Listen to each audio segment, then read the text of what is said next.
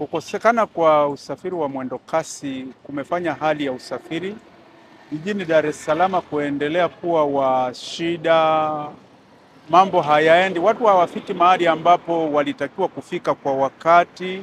Msongamano kwenye vyombo hivi vya usafiri barabarani vingine vilivyobakia kama daladala na baadhi ya daladala bajaji na daladala zilizochukua usafiri katika maeneo ambayo yalikuwa yanatumika kwa mwendo kasi.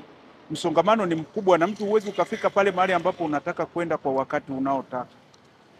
Wito wangu mimi kwa serikali, imetokea ajali kafika hapo mahali ilipofika, ifanye jitihada, fanye chochote kile inayoweza kufanya ili usafiri urejee, kwa sababu una maana kubwa kwenye uchumi wa mtu mmoja mmoja na mwisho wa siku una maana kubwa kwenye uchumi wa taifa.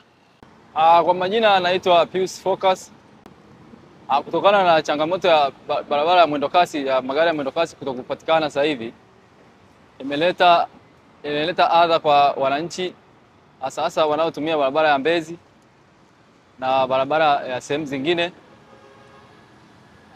Changamoto nyingine inaleta kwa upande wetu sisi, barabarani foleni imekuwa kubwa sana, magari yamekuwa mengi. Ukiangalia zamani watu wengi walikuwa wanaacha magari yao nyumbani, wanatumia usafiri wa mwendokasi. Sasa hivi mwendokasi hazipatikani, wanalazimisha kutumia magari yao binafsi. Kwa hiyo imeleta changamoto ya foleni kubwa sana barabarani. Tulikuwa tunaomba magari ya mwendokasi yarudi ili wananchi waweze kupata usafiri wao wa kawaida, waweze kuwahi makazini kwao.